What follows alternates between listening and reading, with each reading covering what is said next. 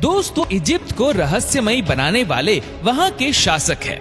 जितने रहस्यमयी वहाँ के पिरामिड्स है, उनसे भी ज्यादा रहस्यमयी वहाँ के शासकों की निजी जिंदगी रही है।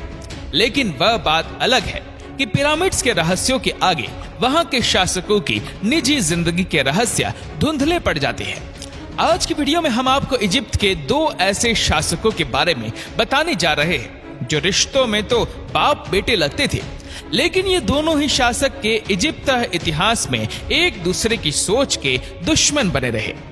दोस्तों, हम बात कर रहे आखानातन और उसके बेटे तूतनखामेन की। आखानातन इजिप्ट का एक ऐसा शासक था जो न केवल क्रूर था बल्कि एक नंबर का अय्याश भी था, जबकि उसका बेटा तूतनखामेन एक शांति प्रिय शासक था जिसने अपनी नातियों से इजिप्ट में शांति कायम रखी।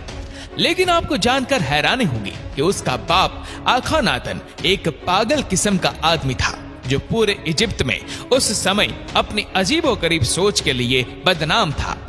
उसने पूरे इजिप्ट में यह निर्देश जारी किया था कि अब वहां किसी भी देवता की पूजा नहीं होगी, वहां सिर्फ सूरज की ही पूजा होगी, और अगर ऐसा किसी ने नहीं किया तो उसकी सजा केवल मौत होगी।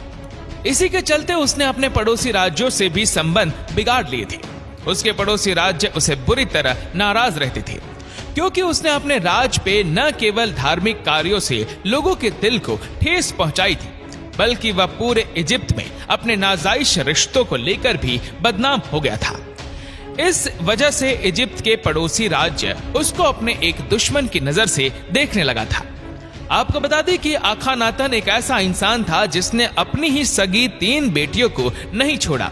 वैसे तो इसकी कई औलादें थी, लेकिन इसके 3 बेटियां मेरितातेन, मिकरतातेन और अनखसेनामुल बेहद ही खूबसूरत थी। हिस्टोरियंस बताते हैं कि मिकरतातेन की मौत खुद अपने ही पिता के बच्चे को जन्म देते हुए हुई थी।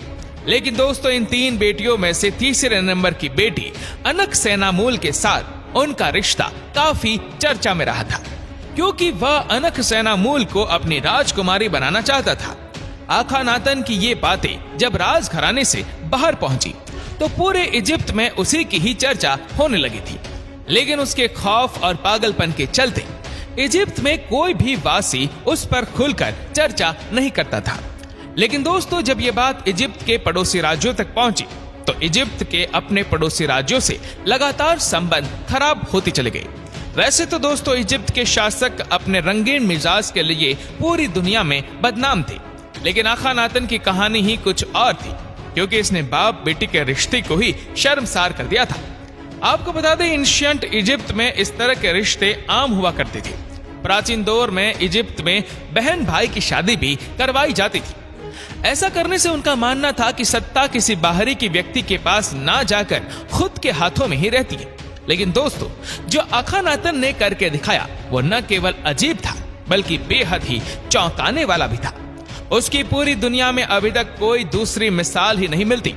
शायद इसी वजह से जब 3335 ईसा पूर्व में उसकी मौत हुई तो उसके शरीर का ममीफिकेशन नहीं किया गया, यानी कि उसके शरीर को मम्मी में नहीं बदला गया।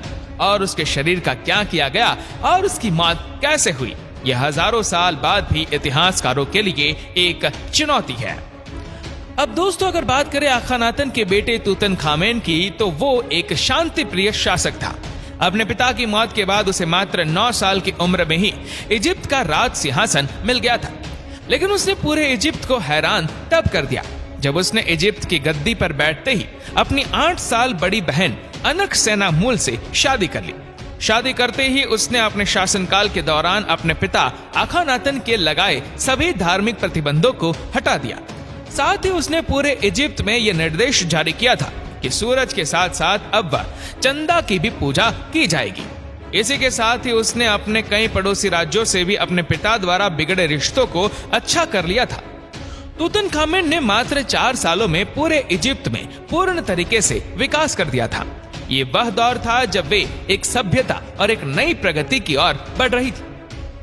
पूरे इजिप्ट में सिर्फ एक ही नाम था और वो था तूतनखामेन। इस दौरान उसने अपनी बहन के साथ अपना वैवाहिक रिश्ता भी चलाया, लेकिन कुछ सालों बाद ही उनके बीच रिश्ते कमजोर पड़ने लगे थे क्योंकि उनकी कोई औलाद नहीं रही थी और अनकसेनामूल एक वारिस चाहती थी। दोस्तों, हिस्टोरियंस ये दावा करते हैं कि तूतनखामेन एक अच्छा शासक था, लेकिन वह शारीरिक रूप से बेहद ही कमजोर था। वह इतना कमजोर था कि वह किसी से युद्ध में दो हाथ तक नहीं कर सकता था। कुछ हिस्टोरियंस ये भी बताते हैं कि वह शरीर से इतना अधिक कमजोर हो गया था कि वह अपना जीवन भी सही से नहीं बिता पा रहा था, जिस वजह से उसके अपनी बहन या अपनी बीवी अनकसेनामूल के साथ रिश्ते बिगड़ने लगे थे। दोस्तों, अब आप सोच रहे होंगे कि जब तूतनखामेन इतना कमजोर था तो उसने इजिप्ट के सत्ता को इतने अच्छे ढंग से कैसे चलाया। तो आपको बता दें, तूतनखामेन के राज में ही इजिप्ट में एक ऐसा अधेड़ उम्र का वजीर था जो एक लंबे समय तक इजिप्ट में अपने दिमागी खेल के लिए जाना जाता था, जिसका नाम था अया। वैसे तो अया अखानातन के समय में भी था, लेकिन अखानातन की क्रूरता की वजह से वह कुछ भी नहीं बोल पाता था। लेकिन जब तूतनखामेन इजिप्ट का शासक बना तो अया खुलकर बोलने लगा और तूतनखामेन कोई भी छोटा बड़ा फैसला लेने से पहले अया की सलाह जरूर लेता था और हर बार अया की सलाह उसके लिए सही साबित होती। कई हिस्टोरियंस तो ये भी दावा करते हैं कि तूतनखामेन के शासनकाल में अया ने ही इजिप्ट को संभाला था। तूतनखामेन तो अया के लिए कठपुतली मात्र था। जो भी फैसले लिए जाते थे तो वह पीछे से अया ही लेता था। लेकिन दोस्तों, इतिहासकारों में अया और तूतनखामेन के रिश्ते को लेकर मतभेद है। कई लोग अया को तूतनखामेन का नाना बताते हैं, तो कई इतिहासकारों उसको तूतनखामेन का दादा बताते हैं। लेकिन दोस्तों, आपको जानकर हैरानी होगी कि 1323 ईसा पूर्व में तूतनखामेन की एक रहस्यमय तरीके से मौत हो जाती है। जब उसकी मौत हुई तो वह मात्र 18 साल का था। कोई बताता है कि उसकी मौत उसकी शारीरिक कमजोरी से वजह से हुई, तो कोई कहता है कि उसकी मौत रथ से कुचल जाने की वजह से हुई थी। तो कई हिस्टोरियंस ये भी कहते हैं कि उसकी मौत एक सोची समझी साजिश थी। तूतनखामेन की मौत का रहस्य सुलझाने के लिए ब्रिटिश आर्कियोलॉजिस्ट हार्वर्ड कार्टर और उनकी टीम ने सन 1922 में टूब ऑफ तूतनखामेन के अंदर खुदाई की। आपको बता दें कि तूतनखामेन के शरीर को सोने से बने 3 बक्सों में दफनाया गया था ताकि उसे कोई देख ना सके। जब उसका मकबरा तलाशा गया तो उसके मकबरे पर यह साफ लिखा हुआ था कि राजा की शांति भंग करने वाले के लिए मौत आएगी।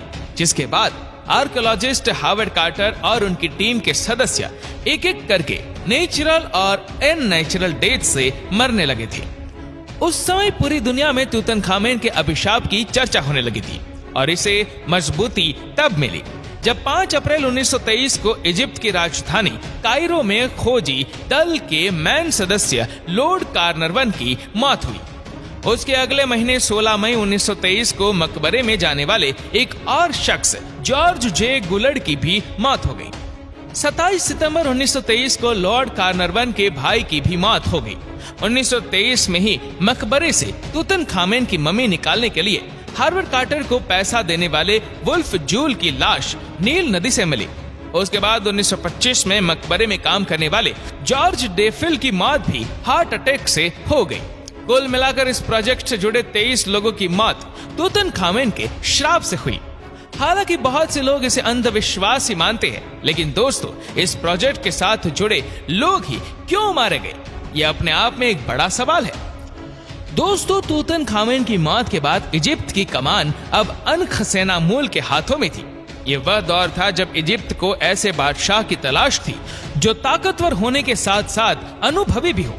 अया ने मौका देखते ही वहां का बादशाह बनने की इच्छा जताई और उसने जबरदस्ती अनकसेनामूल पर दबाव बनाना शुरू कर दिया कि वो उससे शादी कर ले। अनकसेनामूल के पास अया के साथ शादी करने के अलावा कोई दूसरा विकल्प नहीं था, लेकिन अनकसेनामूल ने इस शादी से बचने की अपनी तरफ से पूरी कोशिश की और उसने अपने पड़ोसी हैत्ती सभ्यता की तरफ से खत भेजा, जिसमें उसने हैत्ती सल्तनत के बादशाह को यह लिखा कि आप अपने किसी भी एक बेटे की शादी मुझसे करवा दीजिए। इस तरह आपका वारिस इजिप्ट का नया बादशाह भी बन जाएगा और मैं अया से भी बच जाऊंगी। हैत्ती सल्तनत के बादशाह ने यह खत पढ़ते ही अपने सबसे ताकतवर बेटे को इजिप्ट की तरफ रवाना कर दिया। लेकिन दोस्तों, अया बहुत ही पहुंची हुई चीज थी।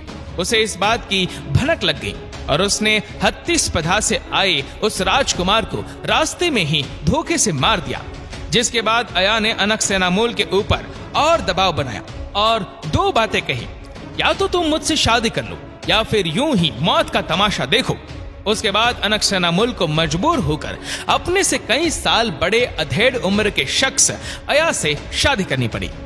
दोस्तों, ये पहली दफा था जब कोई इतना अधेड़ उम्र का शख्स मिस्र के सल्तनत का बादशाह बना हो।